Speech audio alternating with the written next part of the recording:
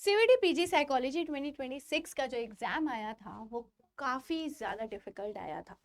जितना हमने आपने और मैंने एक्सपेक्ट नहीं किया था उससे काफ़ी ज़्यादा डिफ़िकल्ट आया था। हमने प्रिपरेशन अपनी बहुत अच्छे तरीके से करी, चाहे 12 घंटे की क्लास लेनी हो, चाहे हमको सारे यूनिट्स को कवर करना हो, जितनी ज़्यादा एमसीक्यू प्रैक्टिसेस हम कर सकते थे हमने सब किया। लेकिन फिर भी एनटीए ने हमें एक ऐसा शौक दिया जहाँ पे उन्होंने हमसे हिस्ट्री से क्वेश्चंस पूछे, जहाँ पे उन्होंने हमसे कुछ out of the syllabus questions पूछे। तो इसकी वजह से अब हमें लग रहा है डर कि आगे अब हम क्या करेंगे। अगर आप भी वही सोच रहे हैं जो मैं सोच रही हूँ, तो I welcome you all at CVT PG अड्डा। भाई मैं हूँ मुस्कान गुप्ता, आपकी साइकोलॉजी एजुकेटर। पिछले 4-5 महीने हम लोगों ने साथ में बिताए जहाँ पे हमने एक ऐसे एग्ज़ाम के लिए प्रिपेयर किया जिसके अंदर हमें नहीं पता था कि वो इतना अनप्रडिक्टेबल होगा।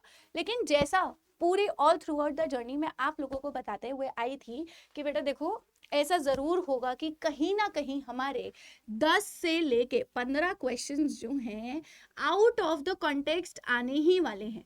तो जब हमें ये चीज़ पता चली कि 10 से 15 questions out of the context आने ही वाले हैं, फिर भी हम लोग कहीं ना कहीं अपने 70 या फिर 60 क्वेश्चंस के लिए प्रिपेयर थे, बट एनटीए ने हमें दे दिए कहीं ना कहीं 25 क्वेश्चंस ऐसे। तो अब इस केस में क्या होगा?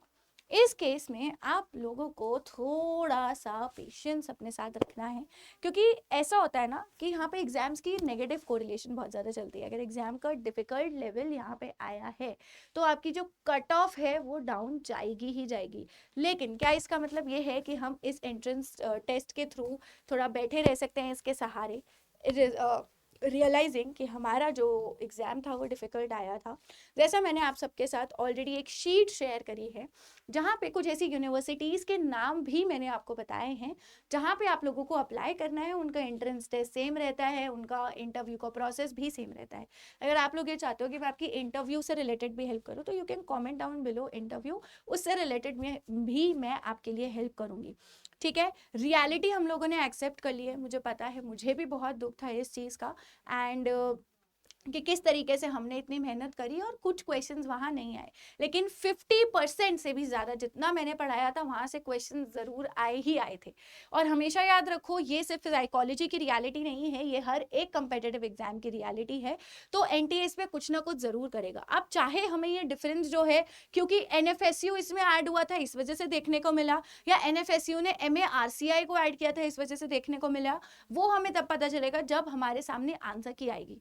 ठीक है, तो हम आंसर की आने का वेट करेंगे। टिल द टाइम हम लोग रुकेंगे नहीं। आगे हम जामिया के लिए और जितनी भी यूनिवर्सिटीज़ हैं, चाहे वो प्राइवेट हो, जैसे मैंने आप लोगों को बोला है कि क्राइस्ट में अप्लाई करो।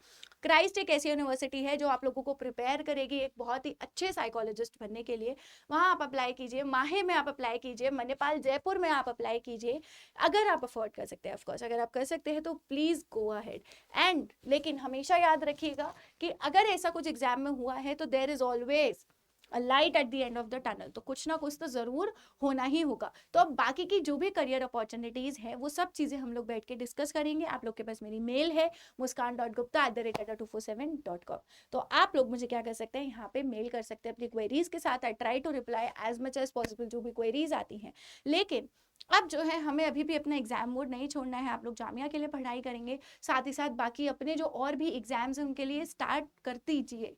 ठीक है, अगर आपने ब्रेक लिया था, ब्रेक खत्म हो चुका है, अपनी प्रिपरेशन को कंटिन्यू कीजिए एंड उसी अकॉर्डिंग जो है एग्जाम मोड में थोड़ा रहिए। अगर आपके सेमेस्टर एग्जाम चल रहे हैं तो सेमेस्टर एग्जाम्स कर लो, उसके बाद get back to your entrance वाला schedule, because there is a long way to go. अभी भी हमारे पास बहुत सारी यूनिवर्सिटीज़ हैं, हमें ईयर वेस्ट नहीं करना है। ठीक है, बाकी अगर कोई भी क्वेरीज है तो आप नीचे कमेंट सेक्शन में भी ड्रॉप कर सकते हो। Till the time all the best, keep studying.